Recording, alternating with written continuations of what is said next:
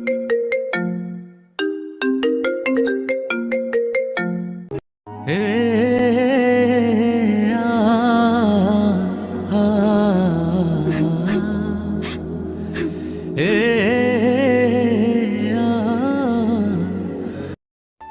কখনো থেমে থাকে না। এই যে প্রেমের ঋতু বসন্ত, সে কি প্রেম হারানোর যন্ত্রণায় কভু নিশ্চুপ থাকে? থাকে না, কারণ প্রকৃতি তার নিজের নিয়মে চলে, আর খুব সহজে সে বিচ্ছেদের যন্ত্রণা ভুলে বাঁচতে শিখে যায়। সময়টা রিক্ত শীতের মাস, নভেম্বরের মাঝামাঝি। শহরের কঠিন শরীর চাদরে ঢাকা শীতকাল। বাহার ভাইয়ের জেল জীবনের অতিক্রান্ত 27 দিন। বদলে গেছে সব কিছু। চিত্রারা ফিরে এসেছে নিজের বসত ভিটাতে। সওদাগর বাড়িতে পিন পতন নীরবতা। কোথাও যেন দুর্বন হতে ভেসে আসে কানাকুয়োর অবকল্যাণের সুর। বাতাসে বাতাসে কেমন স্বজন হারানোর শোক। সেই শোক ভোলানোর জন্য আফজাল সওদাগর অহির বিয়ের তারিখ ঠিক করেছেন আবার। ডিসেম্বরের মাঝামাঝিতে তিনি সেরে ফেলতে চান বিয়েটা। অন্তত এই সুবাদে আনন্দরা হুমড়ি খেয়ে পড়ুক বাড়ির আঙিনায়। হাসিরা না হয় আর একটা বার বাঁধন মুক্ত হোক। প্রতিটি মানুষের মাঝে নিজস্ব ভাঙন, অথচ প্রকাশ্যে তারা করছে ভালো থাকার চেষ্টা। মিরপুরের আধুনিক কলোনি শেওড়াপাড়ার পাশ ঘেঁষে যাওয়া শুনশান জনমানবহীন হোটেলের সামনে দাঁড়িয়ে আছে একটি মেয়ে। পরনে তার সাদা থ্রিপিস, চোখে লাগানো রোদ চশমা এবং মুখে লাগানো মাস্ক। খুব ধৈর্যের সাথে মিনিট কয়েক ব্যায়াম করে সে এখানে দাঁড়িয়ে আছে কারো অপেক্ষায়। শীতের মৌসুম, অথচ তার শরীরে কোনো শীত বস্ত্র নেই, বরং হালকা ঘামের আভাস দেখা দিচ্ছে তার দেহ জুড়ে। আরও মিনিট 5 ব্যয় করতেই বড় আলিশান হোটেলটি থেকে বেরিয়ে এলো সাদা পাঞ্জাবি পরা উঁচু লম্বা শক্তিশালী দেহের পুরুষ। মুখে লেগে থাকা মোহনীয় হাসি, শীতের শীতলতায় লাল লাল ওষ্ঠ। নির্দ্বিধায় সুপুরুষ বলা যায় তাকে। হোটেলের বাহিরে এসে কাঙ্ক্ষিত রমণীকে চোখে পড়তে মুচকি হাসল সে। বেশ ভদ্রতার সাথে বলল, চিত্রা, এম আই রাইট? বেশ শান্তভাবে চিত্রা উত্তর দিল, হ্যাঁ।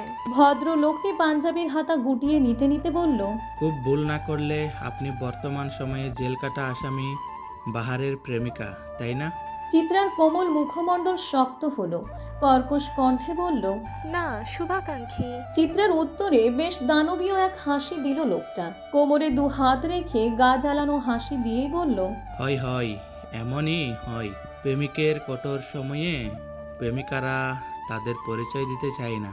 প্রেমিক তখন শুভাকাঙ্ক্ষী হয়ে রয়। লোকটার গা জ্বালানো কথায় বিরক্ত হলো চিত্রা। চোখ মুখ বিরক্তি কুঁচকে এলো তার। অসহ্য রকমের এক মুখ ঝামটা দিয়ে বলল, প্রেমিক প্রেমিকার সংজ্ঞা শুনতে আমি আপনার কাছে আসিনি, দরকারেই এসেছি। আমার দরকারি কথাটা শুনবেন দয়া করে? হ্যাঁ বলুন, আমার আবার তত সময় নেই। বর্তমানে নিজের সামনে অবস্থানরত ছেলেটার সাথে কথা বলার ন্যূনতম ইচ্ছাও চিত্রার মাঝে নেই। তবুও বিপদের সময় ইচ্ছে অনিচ্ছার চেয়ে গুরুত্বটা বেশি ভূমিকা পালন করে। সেই জন্যই চিত্রা নিজেকে ধাতস্থ করে বলল, আপনি নিজের এমন পাওয়ারফুল কাজে লাগানো বন্ধ করুন। যেমন? আপনার জন্য আজ আমার বাহার ভাই দোষী না হয়েও 14 শিকের ওই অন্ধকার ঘরে আটকে আছে। তার উপর কোনো উকিল আমাদের পক্ষে কেস লড়তে ইচ্ছুক না। একমাত্র আপনি তাদের ভয় দেখাচ্ছেন বলে তারা রাজি হয়েও পিছিয়ে আসছে। রাজনীতি যদি কুকাজেই লাগান, তবে সে রাজনীতির মানে কি? আর কিছু? নিজের এতগুলো কথার বিপরীতে সামনের লোকটার এমন উত্তরে ভীষণ বিরক্ত হলো চিত্রা। মাথার মাঝে তরতর করে রাগেরা হামাগুড়ি দিল। মুখ চোখ তার নিমিষেই লাল হয়ে উঠল। কণ্ঠধ্বনি সর্বোচ্চ পর্যায়ে নিয়ে সে চেঁচিয়ে বলল, আপনাকে আমি খুন করব। কথাটা বলার সাথে সাথেই চিত্রার গলাটা বেশ শক্ত করে চেপে ধরল লোকটা। এতক্ষণের ফুরফুরে মেজাজটা আর দেখা গেল না লোকটার মধ্যে। শরীর চেহারা জুড়ে কেবল কাঠিন্যতা। সেই কাঠিন্যতা চলে গেল কণ্ঠস্বর অবধি। চিত্রার গলার মাঝে আরো চাপ দিয়ে ধীর কণ্ঠে বলল, আওয়াজ নিচে। ভয়ে, অস্বস্তি এবং ব্যথায় চিত্রার দম আটকে আসার উপক্রম। চোখ মুখ উল্টে গিয়ে নাজেহাল অবস্থা। মুখ বেয়ে কিছুটা লালাও বেরিয়ে এলো। চিত্রার এহেন দশা দেখে হয়তো মায়া হলো লোকটার। ছেড়ে দিল সে চিত্রার গলা। আবার আগের মতন ফুরফুরে মেজাজ অথচ গাম্ভীর্যতা নিয়ে বলল, আপনাকে যদি এখানে মেরে ফুতেও ফেলি, তাহলেও কেউ আমার কিচ্ছু করতে পারবে না। কিন্তু আপনাকে কেন মারলাম না বলেন তো?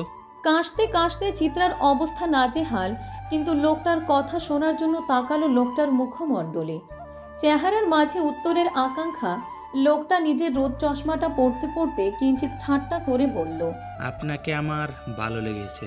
আমার কাছে ধরা দিয়ে বেশ ভুল করেছেন, এবার পস্তানোর পালা। চিত্রা কিছু বলতে গিয়েও বলতে পারল না।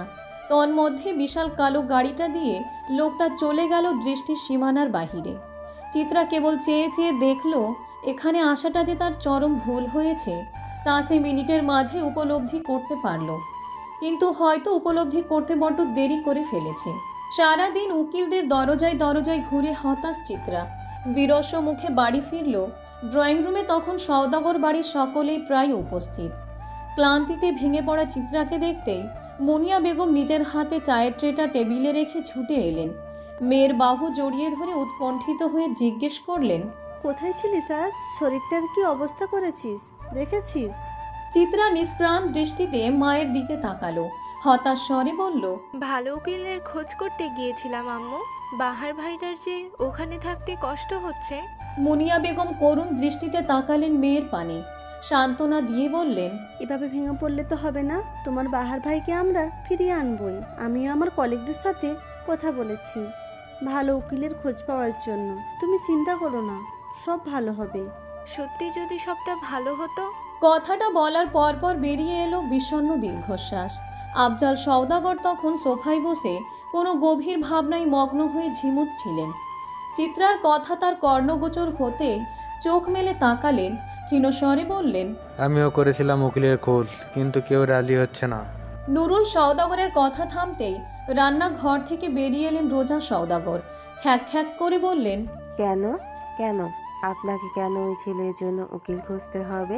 রাস্তার ছেলের জন্য এত কিসের দরদ আপনার? কেমন বেজম্মা ছেলে সে, এমন ভয়ানক পাপটা করেছে? কথাটা থামতেই সশব্দে কাঁচের টেবিলটা ভেঙে যাওয়ার শব্দ হলো। সাথে সকলের দৃষ্টি গোচর হলো চিত্রার রক্তাক্ত হাত। মুখে ভয়ঙ্কর ক্রোধানল। ভাঙা কাঁচের একটা টুকরো তুলে ধরে নিজের বড় চাচের দিকে তাক করে শাসানির স্বরে বলল, বাহার ভাইয়ের নামে আর একটা খারাপ কথা যদি আপনার মুখ দিয়ে বের হয়, তবে জিহ্বাটা আর থাকবে না কথা বলার জন্য। উপস্থিত সকলে আহাম্মক হয়ে তাকিয়ে রইল চিত্রার পানে। তাদের পরিচিত চঞ্চল আবেগী সেই ছোট চিত্রাকে খুঁজে বেড়ালো এই মানবীর মাঝে, কিন্তু সবাইকে হতাশ করে দিয়ে সেই বাচ্চা চিত্রা রণচণ্ডীর রূপ ধারণ করেছে। মুনিয়া বেগম তাজ্জব বনে কেবল উচ্চারণ করলো, চিত্রা। চিত্রার চোখে মুখে তখনও হিংস্রতা। হাতের কাঁচটা ছুঁড়ে মারল দূরে। অহি, চাঁদনি, অবনী বেগম, তুহিন সহ সবাই এই ভয়ঙ্কর চিত্রার দিকে ফ্যাল করে তাকিয়ে রইল। কাঁচ ভাঙার শব্দে নুরুল সওদাগরও নিজের ঘর থেকে বেরিয়ে এলেন। রোজা সওদাগর মুখে কাপড় চেপে কান্না আটকানোর অদম্য চেষ্টা করলেন। অভিযোগের স্বরে নিজের স্বামীর পানে তাকিয়ে বললেন, আপনি চুপ থাকবেন আজও? নিজের সন্তানের বয়সী মেয়ের থেকে এমন আচরণ পাবো বলেই কি আমার এত ত্যাগ তিতিক্ষার পরে সাজিয়েছিলাম এ সংসার? এটাই কি আমার প্রাপ্য? আফজাল সওদাগর কিং কর্তব্য বিমূঢ়, তবে চিত্রা এমন আচরণ মানতে পারেনি সেও। গম্ভীর কণ্ঠে যখন সে চিত্রার উদ্দেশ্যে বলল, তৎক্ষণাৎ চিত্রার তাচ্ছিল্য কণ্ঠে উত্তর ভেসে এলো, আপনার যে আমার অন্যায়টা বোধহয় কমই বড় চাচা। আবার অযাচিত নীরবতা গ্রাস করলো সওদাগর বাড়িতে। প্রতিটি প্রাণী হতবিহ্বল, মেয়েটা কি পাগল হলো? সবার নীরবতা ছাপিয়ে শোনা গেল চিত্রার কণ্ঠ। অসহায় স্বরে সে বলল, ভরণ পোষণের দায়িত্বই যদি না নিতে পারেন, তবে কেন সন্তানের ভার মাথায় নিয়েছিলেন চাচা? আফজাল সওদাগর, রোজা সওদাগর এবং নুরুল সওদাগর বাদে কেউ বুঝল না চিত্রার কথার মর্মার্থ। অনেক দিনের লুকানো রূপকথার অতীত বেরিয়ে আসতে চলেছে ভেবেই ধপ করে সোফায় বসে পড়ল আফজাল সওদাগর। মাথা নিচু করে বিধ্বস্ত কাঁচের দিকে তাকিয়ে রইল। মনে হলো যেন হিমালয় ভেঙে পড়েছে। বড় চাচা মানুষটি তো হিমালয়ের চেয়ে কম ছিল না সওদাগর বাড়ির সদস্যের কাছে। তবে হিমালয়েরও জঘন্য অতীত থাকতে পারে তা যেন সবার ভাবনার বাহিরে ছিল। নুরুল সওদাগর আজ কিছু বললেন না। বাহারকে জেলে নেওয়ার পর থেকেই লোকটা চুপচাপ থাকেন, কোনো রকমের কটূক্তি করেন না। এ যেন অগাধ পরিবর্তন। চাঁদনি আপা চিত্রার কাছে এলেন, স্থির নয়নচোরা অথচ চঞ্চল মন। কোনো একটা অনাকাঙ্ক্ষিত ভয়ে দুরু দুরু কাঁপছে বুক। তবুও সাহস সঞ্চয় করে জিজ্ঞেস করলো। চিতাবাঘ, কি বলছিস? পাগল হলি নাকি? চিত্রা হাসলো, তাচ্ছিল্য করে বলল, না গো আপা, পাগল হইনি। তোমাদের কাছ থেকে লুকোনো এতদিনের অস্বচ্ছ অতীতটা পরিষ্কার করছি। আমার বাহার ভাইয়ের তো কোনো দোষ নেই, তবে তার জন্য কেন এমন কথা উঠবে সেই কৈফিয়ত আমার চাই। রোজা সওদাগর ভীতু হলেন, ছোট ছোট চক্ষুদয়ে ভর করলেন ভয়। ভীতু গলায় বললেন, চিত্রা, তোর মাথা গরম এখন, ভুলভাল বলিস না। কথাটা শুনতে স্বাভাবিক মনে হলেও কোথাও যেন চরম নিষেধাজ্ঞার আভাস, হয়তো সতর্কবার্তা। চিত্রা মানল না সেই সতর্কতা, কেবল তাচ্ছিল্য করে বলল, চাঁদনি আপা, একটু আগে তোমার আম্মু বলল না বাহার ভাই বেজন্মা? সেই বেজন্মা মানুষটা কার সন্তান জানো? তোমার বাবার। ড্রয়িং রুমে ছোটখাটো বোমা ফাটল মনে হয়। আফজাল সওদাগর মুখ ঢেকে ফেললেন দুই হাতে। চাঁদনি ধমকে বলল, চিত্রা। কিন্তু চিত্রা থামল না, একটু স্বার্থপর হলো সে। অনবরত বলে গেল বাহার ভাইয়ের জীবন বৃত্তান্ত। সবাই টানটান উত্তেজনা এবং অবাক ভাব নিয়ে শুনল সেই বৃত্তান্ত। কারো পা কাঁপছে বা কারো চিত্ত। এতদিনে পুষে রাখা ঐতিহ্য ভেঙে গেলে তো ব্যথা হবেই। চিত্রা এক মনে বলল সবটা। কোনো বিরতি নেই, কোনো ক্লান্তি নেই। বাহার ভাইয়ের শরীর থেকে সব ধরনের কলঙ্ক যেন সে মুছে দিবে। পৃথিবীর বুকে বাহার ভাই কেবল উজ্জ্বল নক্ষত্র হয়ে থাকবে। বাহার ভাইয়ের কোনো কলঙ্ক নেই। অনবরত দীর্ঘ এক বক্তব্যের পর থামল চিত্রা। তার পরিবারের লোক যেন সেই ধাক্কা সামলাতে না পেরে পাথর হয়ে গেছে। বড় চাচার মতন মানুষের অবহেলার জন্য আজ বাহার ভাই এবং তার পরিবারের এ দশা। চাঁদনি নিজেকে যথেষ্ট সামলে নিল। মাহাতাবের ঘটনার পর থেকেই মেয়েটা নিজেকে এখন সামলে নিতে শিখে গেছে। সে নিজের বাবার দিকে স্থির দৃষ্টি ফেলে অসহায় কণ্ঠে বলল, জানো মাহাতাব আর তোমার মাঝে আজ আমি কোনো পার্থক্য খুঁজে পেলাম না, অথচ এটা তো হওয়ার কথা ছিল না। আফজাল সওদাগর কিছু বললেন না, তবে ধমকে উঠল রোজা সওদাগর। চাঁদনি সে ধমককে পাত্তা না দিয়েই বলল, মাহাতাব হয়তো ইচ্ছাকৃতভাবে তার সন্তানকে মেরেছে নিজের হাতে, অথচ তুমি অনিচ্ছাকৃতভাবে হলেও নিজের সন্তানের খুনি। তোমাকে যে মানুষটা ভালোবেসে বুকে যত্নে আগলে রেখেও তোমার চরিত্রে তকমা না লাগিয়ে পৃথিবী থেকে বিদায় নিয়েছে, তুমি সে মানুষটার খুনি। তুমি কিভাবে এত পাষাণ হলে আব্বু? আমার আব্বুর না নরম দেহ মাটি ছিল, মন তবে এত পাষাণ হলো? রোজা সওদাগর মানুষ হিসেবে যেমনই হোক, কিন্তু স্ত্রী হিসেবে পরিপূর্ণ। তাই তো স্বামীকে এমন প্রশ্নবিদ্ধ হতে দেখেও সে চুপ থাকতে পারল না। তেড়ে এলেন মেয়ের দিকে আঙ্গুল উঁচিয়ে চিৎকার করে বললেন, তুই কাকে প্রশ্ন করছিস? এই মানুষটাকে, যে তোদের সুখের জন্য সারা দিন রাত খেটে গিয়েছে। আমি দিচ্ছি তোর প্রশ্নের উত্তর। আমার কারণে তোদের বাবা ওদের কাছে যেতে পারেনি। কোনো মেয়ে তার স্বামীর ভাগ দিতে পারে বল?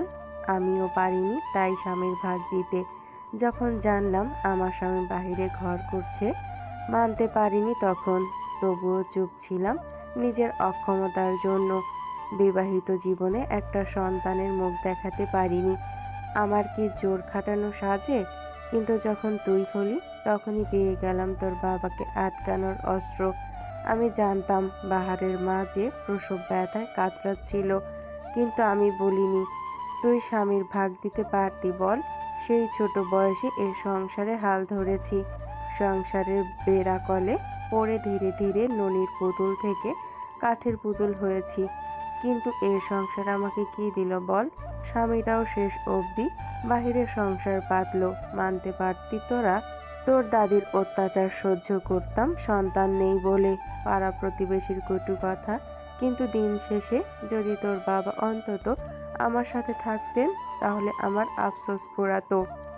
এই যে যখন জানলাম চিত্রার জন্য তোর সন্তানটা বেঁচে নেই, তখনও আমি আমার অতীতের সেই ভয় থেকে এমন করেছি।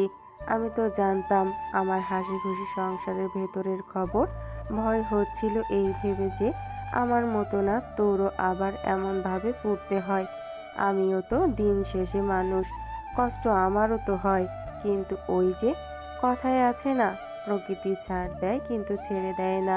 সেদিন ওদের অসহায় অবস্থার কথা জেনে চুপ ছিলাম। আজ আমরাও একই জায়গায় দাঁড়ানো। হায় রে জীবন! কেউ আর কোনো কথা বলল না। একই অবস্থানে কেটে গেল অনেকটা সময়। বারবার ধাক্কায় সওদাগর বাড়ির ভিত্তিটা বেশ নড়বড়ে হলো। আনন্দের বেলা ফুরালো, প্রাণগুলো আজ আধমরা। গভীর রাত, কুয়াশাময় আকাশ, শরীরের শীত কাপড়টা ভেদ করেও যেন শীতলতা ছুঁয়ে দিচ্ছে, যেমন করে দুঃখ ছুঁয়ে দেয় আমাদের। অহির হাতে ধোয়া ওঠা কফির মগ, একটু খিদেও পেয়েছে তার। রাতের খাবার আজ কেউ খায়নি, এমন কথা শোনার পরও খাওয়ার ইচ্ছে ঠিক থাকে না। যে যার মতন মাথা দিয়েছে নরম বিছানায়, কেউ বা এমন অহির মতন আকাশে লিখেছে নির্ঘুম এক রাতের গল্প। ধোয়া ওঠা গরম কফির মগে চুমুক দিতেই ফোনের ভাইব্রেশনে ধ্যান ভাঙে অহির। ফোনের স্ক্রিনে জলজল করে ওঠে নওশাদ নামটা। কয়েক সেকেন্ড সেই নামটার দিকে তাকিয়ে থেকে কলটা রিসিভ করে অহি। সাথে সাথে ওপাশ থেকে নওশাদের কণ্ঠ ভেসে আসে, আমি জানতাম আপনি ঘুমাননি। অহি আকাশের দিকে তাকিয়ে কফির কাপে দ্বিতীয় চুমুকটা দিয়ে বলল, কিভাবে আপনার মন খারাপ তাই? জানলেন কিভাবে? অহির প্রশ্নের উত্তরটা ঠিক সাথে সাথে দিল না নওশাদ, বরং বেশ খানিকটা সময় নিয়ে বলল, বিয়ের তারিখটা কি পিছিয়ে দিব? নওশাদের প্রশ্নে কেমন অসহায়ত্বের সুর। খারাপ লাগলো অহিরও। লোকটা নিরেট ভদ্রলোক, আগাগোড়া ভালো মানুষ। এই ক্ষেত্রে অহি তার ভাগ্যের উপর কৃতজ্ঞতা স্বীকার করে। এতটা ভালো মানুষ তার জীবনে আসবে সে ভাবেইনি। অহিকে চুপ থাকতে দেখে নওশাদ নিজেই বলল, বাহার ভাই ফিরে আসুক, আমরা না হয় তখন ধুমধাম করে বিয়ের সেলিব্রেশন করব। অহি উত্তর দিল না। পরিবেশ পরিস্থিতির এ অবস্থায় বিয়ের অনুষ্ঠানটা বেমানান, অথচ বারবার এমন বিয়ে পিছিয়ে নিলে দেখতেও দৃষ্টি কটু লাগবে। নওশাদের পরিবারও বা কিভাবে নিবে বিষয়টা ভেবে অহির বুক চিরে বেরিয়ে এলো দীর্ঘশ্বাস। অহির ভাবনা হয়তো বুঝলো নওশাদ, দীর্ঘশ্বাসের আড়ালে কথাগুলো হয়তো পৌঁছে গেল নওশাদ অবধি। তাই তো সে তৎক্ষণাৎ বলল, আশেপাশের চিন্তা করার প্রয়োজন নেই আপনার। আপনি কেবল আপনার মনের কথা শুনুন, বাকিটা আমি সামলে নিব। একদিন বিষ্ণু রাতে একজন মানুষ বলেছিল, ভালোবাসা নাকি মানসিক শান্তি। আমি তা আজ বুঝি। এই যে আপনার সাথে 2-3টে কথা হয়, সেটাই আমার মানসিক শান্তি। আমি এভাবেও কাটিয়ে দিতে পারবো। আমার মানসিক শান্তিরও কিছুর শান্তির প্রয়োজন, তাই না? আপনি বরং সময় নিন। নওশাদের এমন স্নিগ্ধ কথায় মুগ্ধ হলো অহি। একটা মানুষের পরিপূর্ণতা কি? যখন একজন মানুষ আরেকজন মানুষের তৃপ্তিতে খুশি হয়, তখনই একজন মানুষের পরিপূর্ণতা সেটা। আর নওশাদ নামের ছেলেটা পরিপূর্ণ। এই ছেলেটাকে ভালো লাগা থেকে এখনো ভালোবাসাতে আনতে পারেনি দেখে খারাপ লাগে অহি। তবে ভালোবাসা কি আর হাতের মোয়া, যখন তখন যাকে তাকে দেওয়া যাবে? অহি ক্ষীণ স্বরে উত্তর দিল, আমি ভেবে জানাবো, রাখছি। নওশাদ আর কোনো বাক্য ব্যয় না করে ফোনটা রেখে দিল। এই মানুষটার মতন বোধহয় অহিকে আর কেউ বুঝতে পারবে না এই জীবনে। এমন মানুষও পাওয়াও ভাগ্যের ব্যাপার। কফির কাপটা ঠান্ডা হয়ে গিয়েছে ততক্ষণে। অহি রুম ছেড়ে বের হলো। কফির কাপটা রান্নাঘরে রাখতে গিয়ে দেখে বাড়ির কাজের মেয়ে দোয়েলের শোবার দরজা খোলা। কৌতূহল বশত অহি উকি মেরে দেখে মেয়েটা ঘরে নেই। কপাল কুঁচকে আসে তার। অতঃপর নজর যায় তাদের ড্রয়িং রুমের পাশে লাগোয়া ছাদের সিঁড়ির দিকে। ছাদের দরজাও খোলা। ছাদের দরজার দিকে তাকাতেই অহির বুকটা কেমন শূন্য শূন্য লাগে। বাহার ভাই বাড়ি ছাড়ার পর এতগুলো দিন ছাদে উকি দেওয়া হয়নি তার। মনের শূন্যতা মানা যায়, কিন্তু স্মৃতির শূন্যতা মানা যায় না। ছাদে যখন গিয়ে দেখবে আগের মতন চিলে কোঠার ঘরে হলুদ বাতিটা জ্বালানো নেই, কিংবা গিটারের টুংটাং শব্দ আসছে না, তখন স্মৃতির দেয়ালে যে শূন্যতা তৈরি হবে তা অহিকে জ্বালিয়ে দিবে।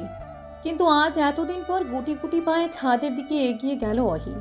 কিছুটা শূন্যতা কুড়ানো যাক না হয়। ছাদের বাঁ পাশের দিকে লাইট জ্বলছে, যা রীতিমতো পুরো ছাদটাকে আলোকিত করার কাজ সম্পাদন করছে। ছাদের খসখসে উঁচু নিচু মেঝেতে পা গুটিয়ে বসে আছে চিত্রা। তার সামনেই দোয়েল বসা। চিত্রার দিকে এক গ্লাস দুধ এগিয়ে দিয়ে কোমল স্বরে বলল, ছোট আফা, খাইয়ালান না দুধটা? চিত্রা নিষ্প্রাণ দৃষ্টিতে তাকালো দোয়েলের পানে। বিষণ্ণ স্বরে বলল, তোকে আমার জন্য দুধ আনতে কে বলেছে? কেন, বাহার ভাইজান? দোয়েলের উত্তরে চমকানোর সাথে সাথে অবাকও হলো চিত্রা। বিস্মিত কণ্ঠে বলল, বাহার ভাই তোকে কিভাবে বললো? মজা করছিস আমার সাথে? বিরক্ত করিস না তো। মজা করবো কেন, আমি সত্যি কইছি আফা। বাহার ভাইজান বলছে আপনারে প্রতি রাতে 1 গ্লাস কইরা বাদাম দুধ দিতে। চিত্রার কুচকানো কপাল আরো কুচকে গেল। অবাক ভাবটা তখনও তার চোখে মুখে স্পষ্ট। সে আবার প্রশ্ন করল, বাহার ভাই তোকে কখন বলেছে এটা?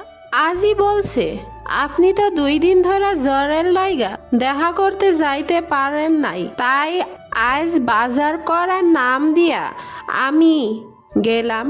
আপনার বাবার থানাতেই তো রাখছে।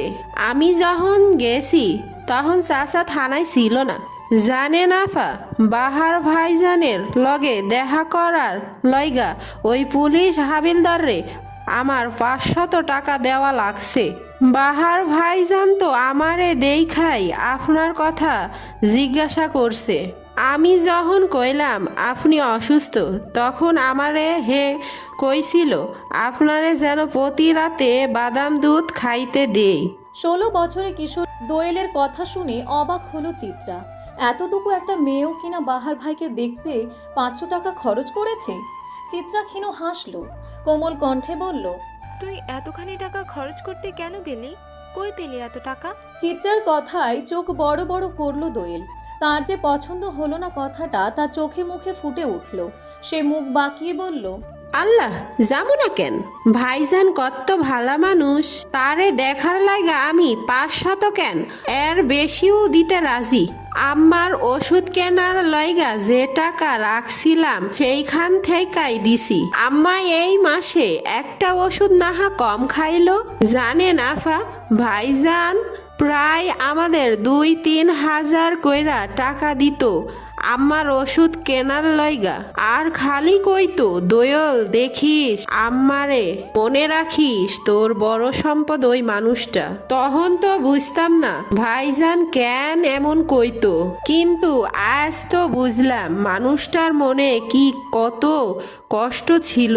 ভাইজান আমারে কতগুলো বই আইনা দিছিল আপা, কইছিল আমারে পড়ালেখা করলে নাকি আমার দুঃখ মুছা যাইব। হে মানুষটা আজ হেই অন্ধকার ঘরে কেমনে কইরা থাহে আপা? তার তো অনেক কষ্ট হয়, তাই না কন? ভাইজান রে আপনি ফিরাইয়া আনবেন তো কন? শেষের কথাগুলো বলতে বলতে ষোড়শী কন্যা দোয়েল ঠোঁট ভেঙে কেঁদে দেয়। সিঁড়ির কোনায় দাঁড়িয়ে থাকা অহির চোখেও অশ্রু আসে, কেবল কাঁদে না চিত্রা। চোখ ভরে দেখে দোয়েলকে। একটা ছন্ন ছাড়া মানুষ পুরো পৃথিবীর বুকে কেমন মায়া ঢেলে দিয়ে গেছে। মানুষটা নাকি ভালোবাসতে জানে না। মানুষটার মতন অমন করে কজনই বা ভালোবাসতে পারে? চিত্রা দোয়েলের মাথায় হাত বুলিয়ে সান্ত্বনার স্বরে বলল, কাঁদিস না দোয়েল, আমি আছি তো, তাই না? বল, তুই আমার উপর বিশ্বাস রাখিস না? দোয়েল টলমলে অশ্রু চোখে এবং মুখে তৃপ্তির হাসি নিয়ে বলে, আপনার ওপর এখন আমার ভরসা আপা। চিত্রা কেবল মলিন হাসে। দূর হতে সিঁড়িতে দাঁড়িয়ে থাকা অহিও ক্ষীণ স্বরে বলে, ফিরিয়ে আনিস তাকে। অতঃপর সে ফোনের স্ক্রিন অন করে খুদে বার্তা পাঠালো নওশাদের ফোনে। বিয়েটা তারিখ অনুযায়ীই হবে। একটা রাতের আকাশে কতগুলো মানুষের হৃদয় উজাড় করা বিশ্বাস, পাওয়ার আকাঙ্ক্ষা ভেসে বেড়াচ্ছে পূর্ণতা পাওয়ার অপেক্ষায়। আজ বেশ বেলা করে ঘুম ভাঙল চিত্রার। শীতের কুয়াশা মাখানো আকাশেও রৌদ্রের উত্তাপ, বোঝাই যাচ্ছে দুপুর ঘনিয়েছে। চিত্রা দ্রুত উঠল। সারা রাত মাটিতে শুয়ে থাকার ফলে পেট ব্যথা হয়ে গেছে। কয়েকদিন যাবৎ অতিরিক্ত ঠান্ডা লেগেছে। রাত হলেই শরীর কাঁপিয়ে জ্বর আসে, বুক ব্যথা করে। এমন দিনের পর দিন মেঝেতে ঘুমালে ঠান্ডা তো লাগবেই, তাও আবার শীতকাল। মুনিয়া বেগম এর জন্য একদিন অনেক রাগারাগিও করেছেন। চিত্রা কেবল এতটুকু বলেছে, আমার বাহার ভাইয়েরও আজ এমন শীতল মেঝেতে ঠাঁই হয়েছে, সে পারলে আমি কেন পারবো না? মুনিয়া বেগম মেয়েকে আর কিছু বলতে পারল না। কথাগুলোর গভীরতা যে অনেক। শরীরে এমন গা কাঁপানো জ্বর নিয়েও ঠান্ডা পানিতে গোসল করলো চিত্রা। শরীর বেশ শৌখিন একটা বস্তু, এটাকে আরাম দিলে ননির পুতুল হবে, আরাম না দিলে কাঠের পুতুল। এর সাথে এত কোমলতা দেখানোর কিছুই নেই। গোসল সেরেই ঝটপট তৈরি হয়ে নিল সে। আজ কোর্টে হেয়ারিং আছে। বাহার ভাইয়ের কেসটা দ্রুত কোর্টে উঠছে, কিন্তু উকিল না পাওয়ার কারণে ঘুরে ফিরে বারবার সময় দেওয়া হচ্ছে বাহার ভাইকে, কিন্তু প্রকৃত পক্ষে কোনো লাভ হচ্ছে না। প্রমাণসহ বাহার ভাইয়ের বিপক্ষে কেসটাকে এমন ভাবে সাজানো হয়েছে যে দোষী মনে হচ্ছে তাকে। মেয়েটিকে যে অস্ত্র দিয়ে মারা হয়েছে সেটাতেও বাহার ভাইয়ের আঙুলের ছাপ, অথচ বাহার ভাই ছুরিটা বের করার জন্য ধরেছিলেন। মেডিকেল রিপোর্টও বাহার ভাইয়ের বিপক্ষে। তুমুল টাকার কাজ যে এটা, তা আর বুঝতে বাকি নেই কারো। আর এত দ্রুত কেসটা চলার পেছনেও যে বিরাট হাত আছে তাও সবাই জানে। এসব ভেবেই হতাশার শ্বাস ফেলে নিচে নেমে এলো চিত্রা। রান্নাঘরে তখন দোয়েল আর বড় চাচি রান্না করছে। চাচির চোখ মুখ স্বাভাবিক। গতকাল যে এত কিছু হলো তার কোনো প্রভাবই তার চোখে মুখে নেই। গম্ভীর চোখ মুখ। চিত্রা বাহিরে যেতে উদ্যত হতেই দোয়েল রান্নাঘর থেকে ছুটে আসে, ব্যতিব্যস্ত কণ্ঠে বলে, আপা খারান না। চিত্রা দাঁড়ালো, ব্যস্ততা মেশানো কণ্ঠে বলল, কি হয়েছে তাড়াতাড়ি বল, দেরি হচ্ছে। দোয়েল নিজের হাতের টিফিন বক্সটা চিত্রার হাতে দিতে দিতে বলল, ডিম সহ বড় বড় ইলিশ মাছের টুকরা বেগুন আলু দিয়া ঝোল করছি আর সাদা গরম ভাত। ভাইজানের তো অনেক পছন্দ, কয়দিন মানুষটা ভালো মন্দ খায় না, নেন উনারে দে। চিত্রা টিফিন বক্সটা নিতে নিতে সন্দিহান কণ্ঠে বলল, মাছ কে এনেছে, রেঁধেছে কে? চিত্রার প্রশ্নে আমতা আমতা করলো দোয়েল। পরক্ষণে তাড়াহুড়ো করে বলল, আপনার না দেরি হচ্ছে আপা, যান যান, সব ভালো হবে দেখেন। চিত্রাও আর অপেক্ষা না করে বেরিয়ে গেল বাড়ি থেকে। দোয়েল রান্নাঘরের দিকে তাকিয়ে ক্ষীণ হাসি দিয়ে স্বস্তির শ্বাস ফেলল। মানুষের পরিপূর্ণ হইচই কোলাহলে ভরা কোর্টের প্রাঙ্গণে এসে দাঁড়ালো চিত্রা। আশেপাশে তাকাতেই দেখলো বড় দালানের কিনারায় বেঞ্চিতে বসে আছে বাহার ভাই। চিত্রা দ্রুত পায়ে সেখানে গেল। পুলিশের পোশাকে থাকা নিজের বাবাকেও দাঁড়িয়ে থাকতে দেখল চিত্রা। কোনো রকম অনুমতি না নিয়ে সে বসে পড়ল বাহার ভাইয়ের পাশে। নুরুল সওদাগর কিছু বললেন না, বরং কিছুটা দূরে গিয়ে দাঁড়ালেন। চিত্রাকে দেখেই মলিন হাসলো বাহার। কোমল কণ্ঠে জিজ্ঞেস করলো, শরীর কেমন? চিত্রা এই ভেঙে যাওয়া বাহার ভাইকে দু চোখ ভরে দেখল। প্রশ্নের উত্তর না দিয়ে বেশ নরম স্বরে বলল, আপনি চিন্তা করবেন না, আমাদের ঠিক একটা গতি হয়ে যাবে। চিত্রার কথাই হাসলো বাহার। মাথায় হাত বুলিয়ে বলল, ভেঙে পড়ছো কেন? তোমাকে ভালো থাকতে হবে, তুমি ভালো থাকলে আমিও ভালো থাকবো। চিত্রার কান্না এলো দু চোখ ভরে। ঠোঁট চেপে কান্না আটকানোর চেষ্টা চালালো, তবে চোখের জল যে বরাবরই অবাধ্য। সে তার নিজ গতিতে ঝরে পড়ল। বাহার মিছিমিছি রাগ দেখালো, মিছে ধমক দিয়ে বলল, কাঁদছো কেন? একদম এখান থেকে ফেলে দিব। বাহারের ধমকে ফিক করে হেসে দিল চিত্রা। তার ওই হাসি হাসি মুখের দিকে অপলক তাকিয়ে থেকে মোহনীয় কণ্ঠে বাহার ভাই বলল, তোমার আর আমার সংসার হলে খারাপ হবে না বলো? 2-4 দিন তোমার হাসি দেখে অনায়াসে কাটিয়ে দেওয়া যাবে, তাই না? চিত্রার হাসি হাসি মুখটা কেমন চুপসে এলো। বিবশ কণ্ঠে বলল, আমাদের একটা সংসার হলে আমি পৃথিবীর সকল স্বার্থপরতা ভুলে যেতাম বাহার ভাই। পৃথিবী কোথায় স্বার্থপর? সে তো তার জায়গায় ঠিকই আছে, আমরাই বরং কিছু নিয়ম মানতে পারি না, তবে মানিয়ে নেওয়াটাই উচিত। চিত্রা দীর্ঘশ্বাস ফেলল, ক্ষীণ স্বরে বলল, খাবার এনেছি, খাইয়ে দিই। আমার কাছে অনুমতি না নিয়ে নিজের বাবার কাছে নেও, কারণ আমি তার দায়িত্বে। না চাইতেও চিত্রা নিজের বাবাকে ডাক দিল। স্যার। নুরুল সওদাগর কিঞ্চিত চমকালেন। প্রায় 28 দিন পর মেয়েটা তাকে ডাকলো, তাও অন্য কোনো নামে। সেদিন রাতের সেই আহাজারির পর থেকে মেয়েটা আর তাকে ডাকে না, কেমন গম্ভীর হয়ে থাকে। দীর্ঘশ্বাস ফেলে নুরুল সওদাগর উত্তর দিলেন, আপনাদের আসামির জন্য বাড়ি থেকে খাবার এনেছি, খাওয়াতে পারবো নাকি মুখের খাবারও কেড়ে নেবেন? শেষের কথাটাই তুমুল তাচ্ছিল্য। নুরুল সওদাগর তা গায়ে মাখলেন না, বরং ধীর কণ্ঠে বললেন। অনুমতি পেতেই চিত্রা হাত ধুয়ে ভাত মাখালো। বেশ আয়েশ করে এক লোকমা তুলে দিল বাহারের মুখে। বাহার ভাইয়ের চোখগুলোতে তখনও টলমলে অশ্রুর ঝিলিক। তা দেখে চিত্রারও কান্না এলো, কিন্তু সে শব্দ করে কাঁদল না। নীরবে বিসর্জন দিল অশ্রুকণা। দূর থেকে এমন দৃশ্য দেখে অবাক নয়নে পথচারীরা চাইল। কোর্টের বাম পাশে চায়ের দোকানের সাথে দাঁড়িয়ে থাকা অহি এবং অবনী বেগমও দেখে কাঁদলেন কিছুটা। নুরুল সওদাগর আর একটুখানি দূরে সরে গেলেন। ছেলে মেয়েগুলোর এমন দৃশ্য কত মানুষ চোখ মেলে দেখল। অবশেষে শেষ মুহূর্তে নিজেকে দমিয়ে রাখতে পারল না চিত্রা। বাহার ভাইয়ের গলা জড়িয়ে হাউমাউ করে কেঁদে উঠে বললেন, আমাদের একটা সংসার হলে খারাপ হতো না বাহার ভাই, তবুও কেন বিধাতার এমন বিধান? খুব ভালো কিছু যে হতে নেই রঙ্গনা। মানুষ দেখলো দুজনের হাহাকার। কেউ কেউ চোখের জল মুছল, বিচ্ছেদে এত ব্যথা কেন? বাহিরে উতলা মন নিয়ে অপেক্ষারত চিত্রা। টান টান উত্তেজনায় হাঁসফাঁস করছে মন। কোর্টের ভেতরে যায়নি সে। কি হবে না ভেবেই আর যাওয়া হয়নি। আজ নাকি কেসের শেষ শুনানি, এরপর হয়তো বদলে যাবে সব। ভয় আশঙ্কায় তরতর করে চিত্রার গায়ের তাপমাত্রা বাড়ল।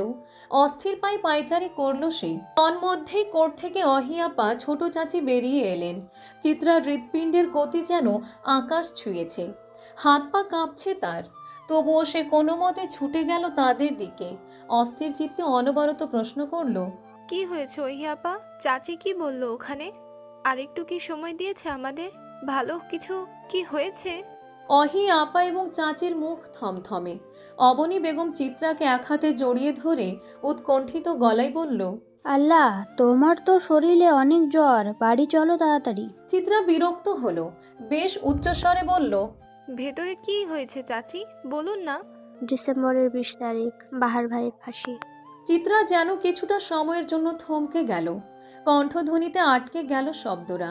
কাপা কাপা কণ্ঠে বলল, তুমি মজা করছো আপা? চিত্রার প্রশ্নের ডানে বামে মাথা নাড়াতে নাড়াতে কেঁদে দিল অহি।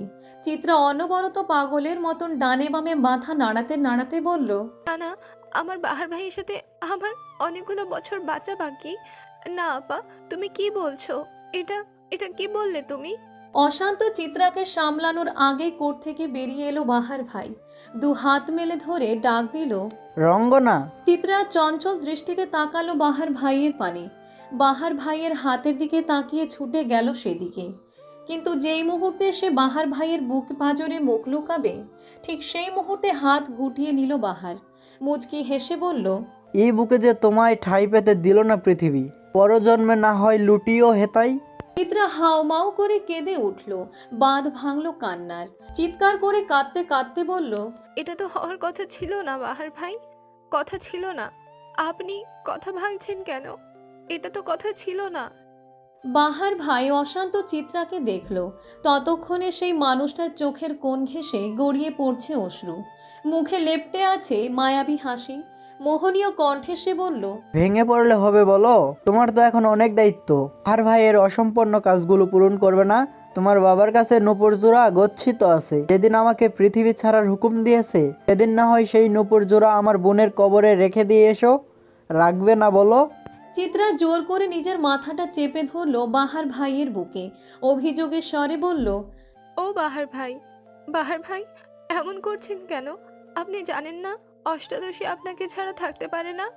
আপনি তো এত নিষ্ঠুর না বাহার ভাই। তবে কেন কষ্ট দিচ্ছেন আমাকে? আপনারে ছাড়া আমি কেমনে করে থাকবো বলেন? পারবো না আমি। আমার বুকের ভেতর কেমন যন্ত্রণা হচ্ছে বাহার ভাই। জানেন, আমার দম বন্ধ হয়ে আসছে। আপনি ছেড়ে গেলে আমি বাঁচতে পারবো না বাহার ভাই। অষ্টাদশীর বুকের মাঝে এমনভাবে এক্কা দোক্কা খেলে পালিয়ে যাওয়ার ফন্দি আঁটতে পারলেন বলুন? আপনার এছাড়া বাঁচবো না যে। বাঁচবে রঙ্গনা। পৃথিবীতে একটা তিক্ত সত্যি কি জানো? আমরা মানুষ হারিয়েও বাঁচতে পারি। প্রকৃতপক্ষে আমাদের যা মনে হয় তা বাস্তবে ঘটে না। আমরা মানুষ, নীল তিমি নয় যে সঙ্গী হারানোর শোকে মরে যাব, কিংবা কাকের মতো নিঃসঙ্গ জীবন যাপন করব। আমরা হলাম গিয়ে মানুষ, আর আমাদের মানুষ ভুলে বেঁচে থাকার অদম্য শক্তি আছে। তুমি সামলে নাও নিজেকে রঙ্গনা। মনে রেখো, তুমি ভেঙে পড়ো না এভাবে। কেউ থাকে না চিরদিন সাথে। রঙ্গনা, তোমার সংসার করার স্বপ্ন পূরণ হোক। আমার সাথে নাই হলো, অন্য কারোর সাথেই পূরণ হোক। আমাদের অযাচিত বিচ্ছেদ ভুলে খুশি হও তুমি। তোমার একটা সংসার হোক অল্প বিস্তর ভালোবাসার নামে। আমায় তুমি খুঁজে নিও পরিচিত কোনো ডাক নামে। বাহার ভাইয়ের মুখে মায়াবী হাসি, রঙ্গনার গগন ফাটানো চিৎকার। বাহার ভাই কথা রাখেনি আল্লাহ, বাহার ভাই কথা রাখেনি।